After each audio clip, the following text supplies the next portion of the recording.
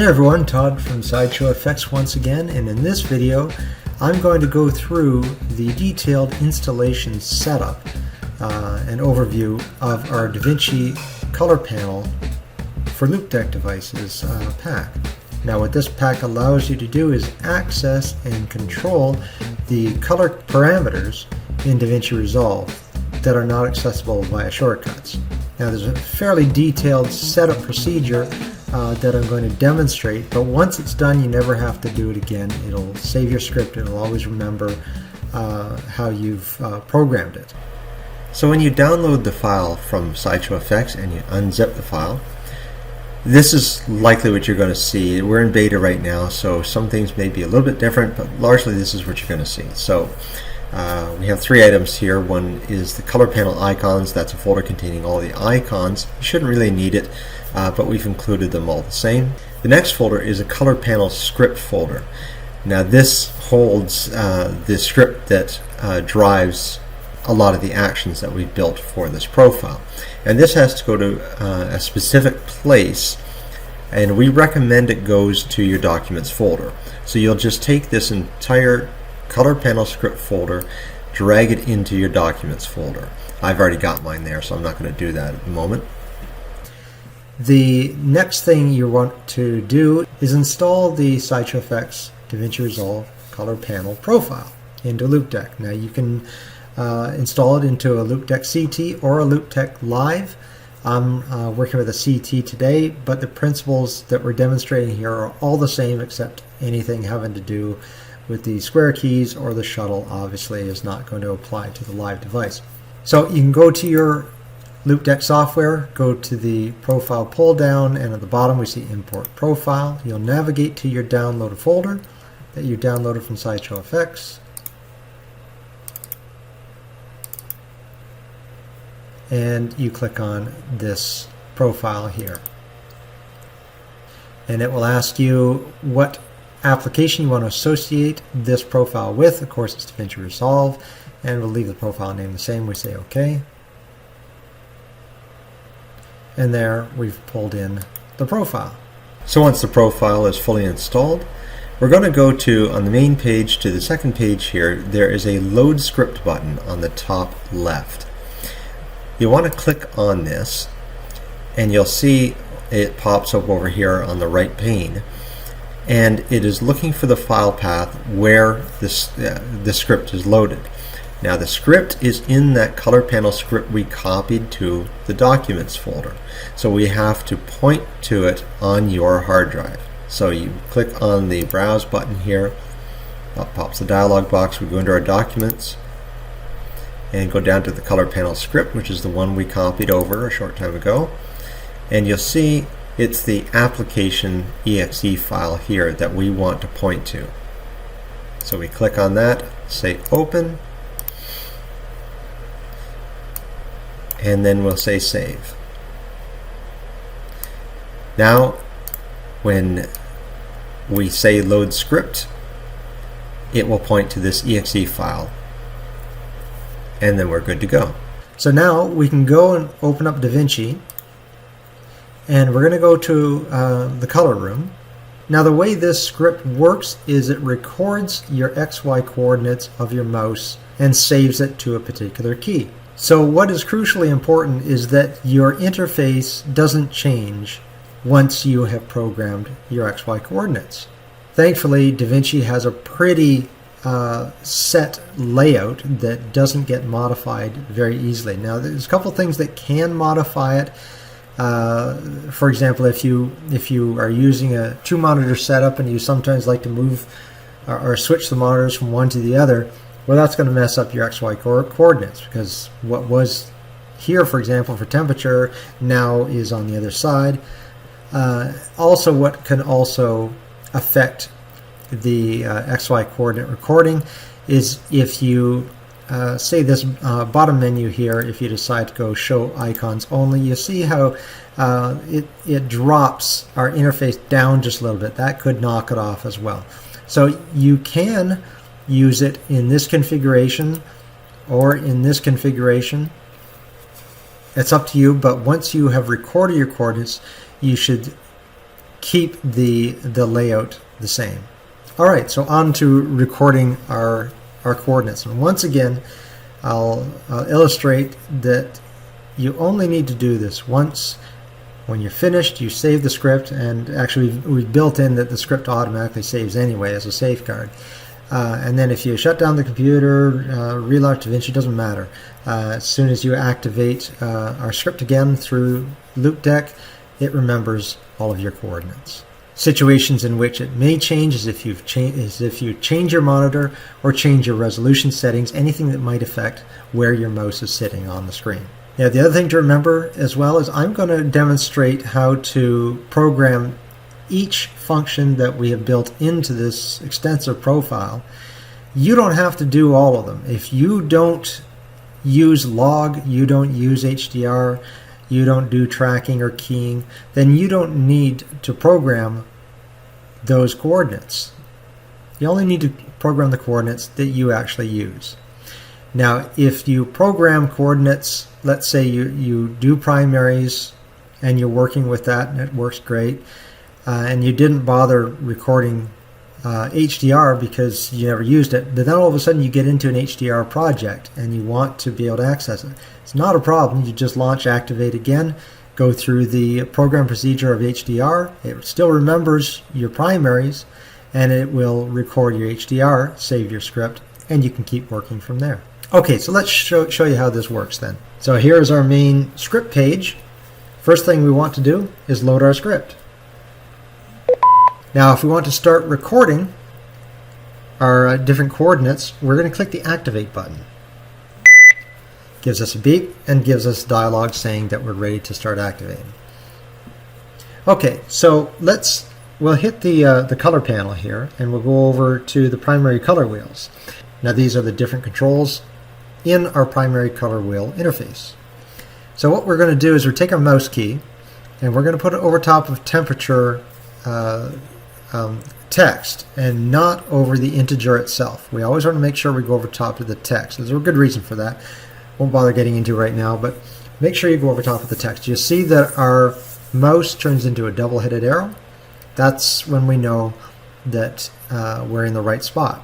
So with it in that spot, we hold down Control, the Control key on our keyboard, while we hit the temperature key on Loupedeck.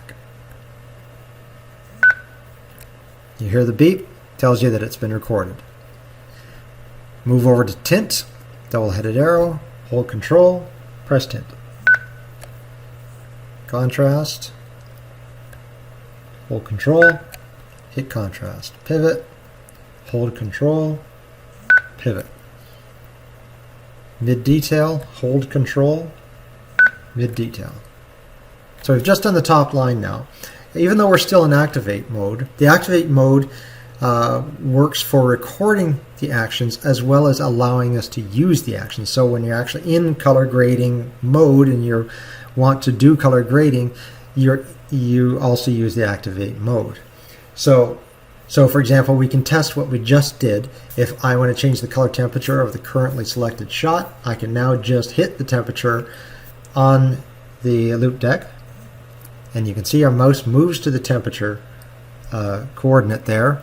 And now, by using the horizontal dial, we can change our color temperature. Switch over to Tint. Now we're switching Tint. Contrast. And Pivot. Change our pivot mode. So there we know that our recording is already working.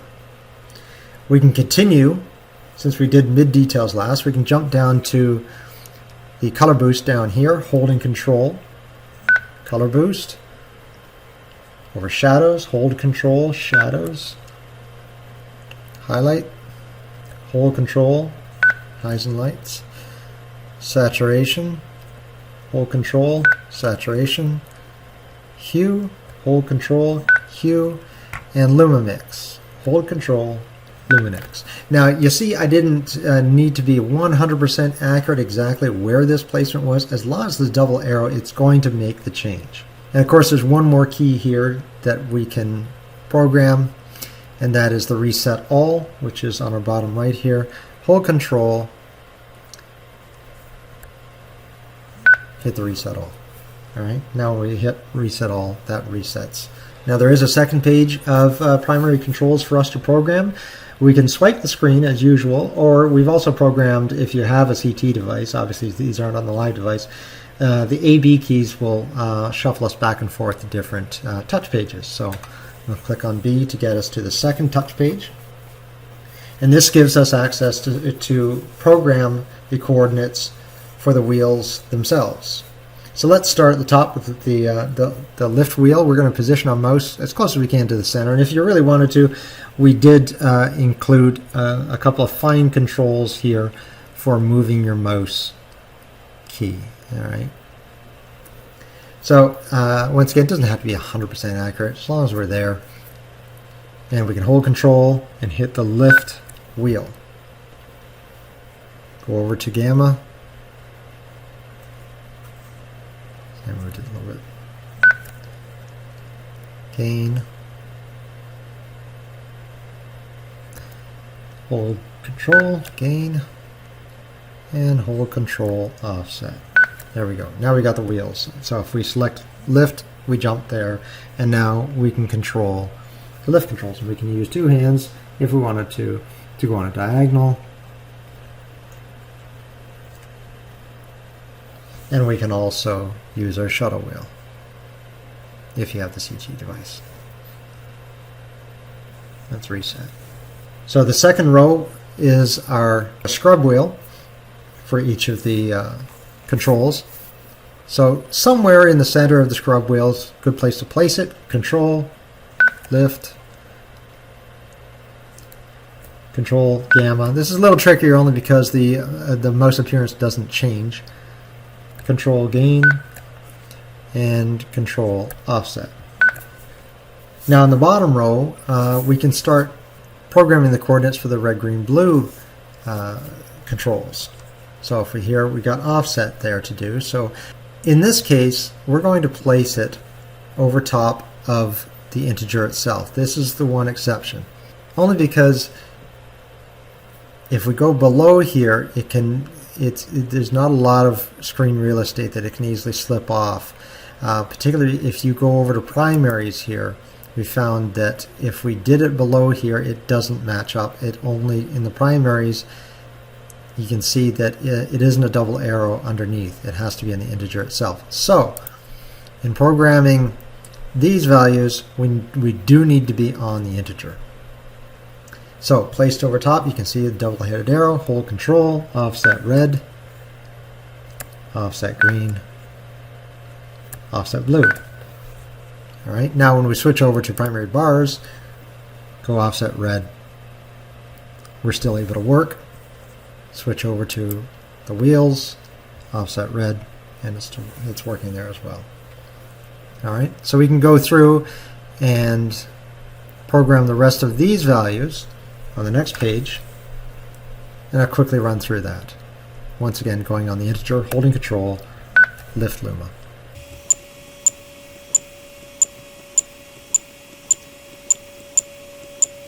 And there you go, they're all done. So we can say jump to any one of these values and we can start adjusting right away. Even if we switch over to primary bars, these coordinates will still work for us. So that's the primary color controls all done. So we can go back to our main page, back into the color panel, and if we work in log mode, we can start programming the log controls. We want to switch ourselves to the log color wheels, switch on the Loupedeck device, and we'll go through the same procedure here. And so you can quickly go through and change each one of these in the exact same way we did it in primaries, holding control, temp, holding control, tint, etc., and not forgetting that we want to put the arrow on the integer for these values, but on the text for these values. In addition, if we're working with HDR, we can switch to the HDR mode, switch to HDR panel here, and you'll notice that we have more than 4 color wheels available to us.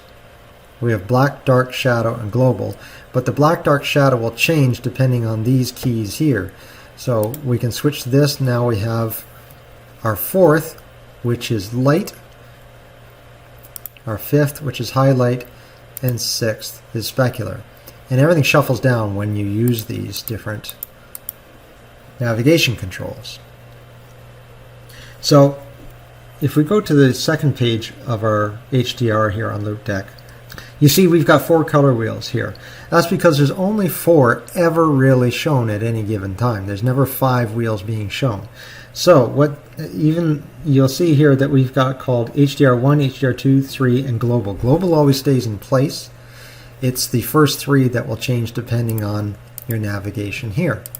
So in this instance, black is, we'll program black right now, the wheel of program.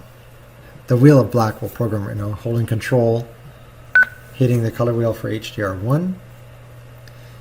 And then if I was to switch to one navigation over, you see it's not black anymore. Black has moved over to the left off screen, and now we have dark. So if we were to select HDR1, it jumps to the center of the first color wheel that's on the screen. So it doesn't move it over to black. It will just jump to the first color wheel. And the same will be true of HDR2 and 3, the second and the third wheels. Depending on what you have presented, that is the one it's going to jump to, the first, second, or third color wheel. Same thing for the exposure and the saturation controls, which once again, by the way, we're going to be doing on the text itself. So, for example, this is HDR color 1. It's the first color wheel. And the exposure control, hit exposure. Now we move our mouse, hit exposure, it jumps to that spot. We can change exposure. Okay. And global always stays in place. So we can control, hit the global wheel, and the global wheel will always be there in place. Now if you find sometimes you slip, sometimes what can happen is you accidentally hit the wrong key, or when you're programming another key you actually hit the wrong one. It's not a problem. This is all live. You can just let's say I move the mouse there and I go control global, and now when I hit global it's going to the wrong spot. That's not a problem. I just, whenever I'm in activate mode, even if I've closed it, gone away for that couple days and come back and I realize that's in the wrong place for whatever reason, put it back where you want it, hold control, hit that key, and it saves it. So it's pretty dynamic that way. So you can go through and program the different settings that we have set out for the HDR section. In addition, we have Qualifier. We can go through and set up the programming for the qualifier as well. So let's just jump into Qualifier quickly.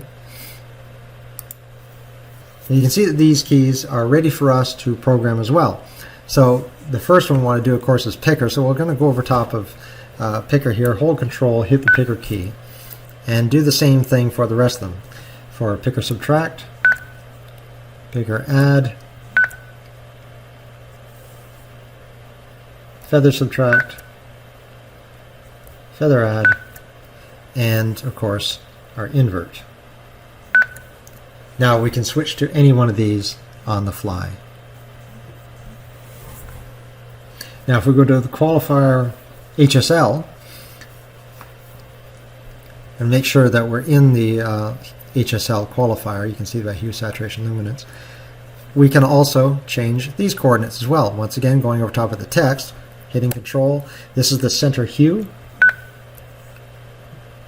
center width, center soft, and center symmetry. And you can continue on doing it for the saturation and luminance. In addition, we also have matte finesse here. So if we go to, let's go back on our first page of our qualifier, we have matte finesse here. So this is the first page of matte finesse. We can go to the text to pre-filter, hold control, hit pre-filter, hold control, hit clean black, etc. Go through and do all those. You can switch to the second page of matte finesse, switch over to matte finesse here, And then we also have morph radius, hold control, click, control denoise, etc. and continue on with those. Also, we have the RGB qualifier that we can program here. So we switch over to qualifier RGB. Same thing. Red, low, soft, high, soft. And you could do the same programming here. So that's the qualifier. We can also do the power windows. Switch over to the power window mode, and we can program these keys. So let's say we want to program linear, hold it over top of linear, hold control, add linear, hold control, add circle, polygon, curve, and gradient. And there you go, I've added these in. So we can add in one at the press of a button now. I'll just eliminate those. Let's actually make a couple here, because I'm going to show you on the next page over we can program the coordinates for our power windows. So you'll want to have a couple masks selected, or at least created, in order for these coordinates to be accessible. So let's move to just the square that gives most of our coordinates accessibility, and we can go transform size, hold control, transform size, aspect, hold control, transform aspect, etc. Go through all those. You can see these are grayed out because there is no inside outside of a square, so we can just select the polygon, and you see that becomes active, and that'll allow us to program the inside outside.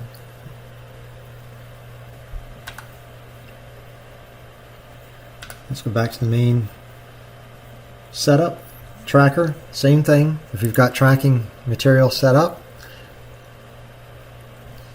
we can access these keys by programming them. So I would mouse right over top until it starts to highlight, hold control, hit the reverse tracking key.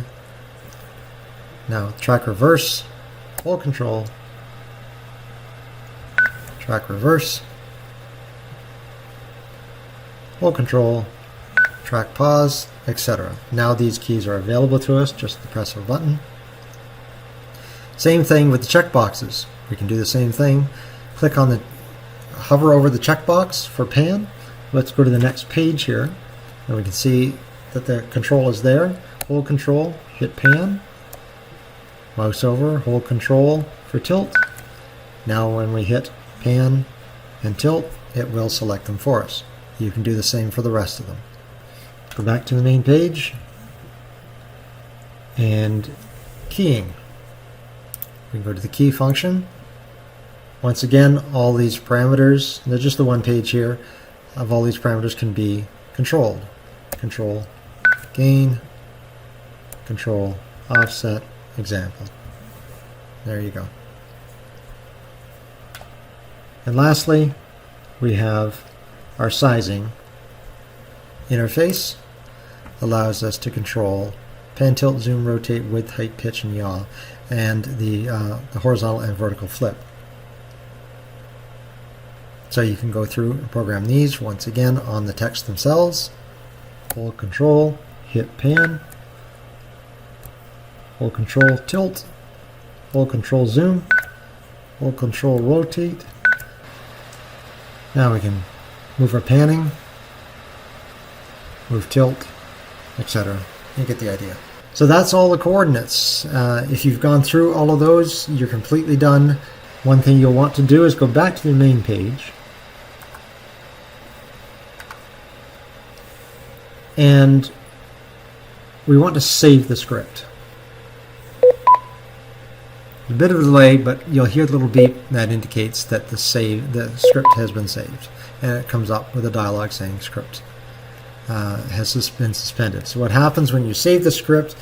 It writes it to the file in your documents folder where you placed it, and it then does what we call a suspending of the action. It gives you back control of your mouse. Now if you were to go into any of the keys, they wouldn't work.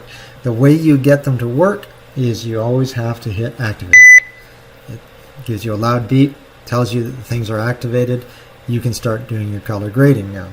So if I want to color grade this particular shot, I want to work in primaries, I'll move over to my primary wheels. I won't go into log, I'll go into regular primary wheels. I switch my color mode into primary, and let's say I want to just adjust the hue of this. Hit hue, and I can start doing my adjustments. I want to get into some fine tuning control.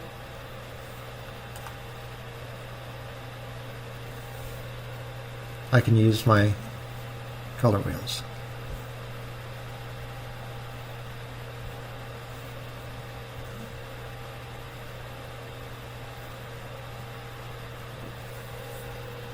You can also use the shuttle for the same function if you have the CT device. A few more things we've added is if you go into the main page here, you'll see on the top left there's a printer light page. We can get into here and we can access our printer lights, which of course affect the offset function. So you see by moving the red, green, blue, cyan, magenta, yellow, we're able to control the printer lights through this particular profile. So that's printer lights. And we go back to the main. We also have save load memory, so we can do load memories. Next page over is our save memories.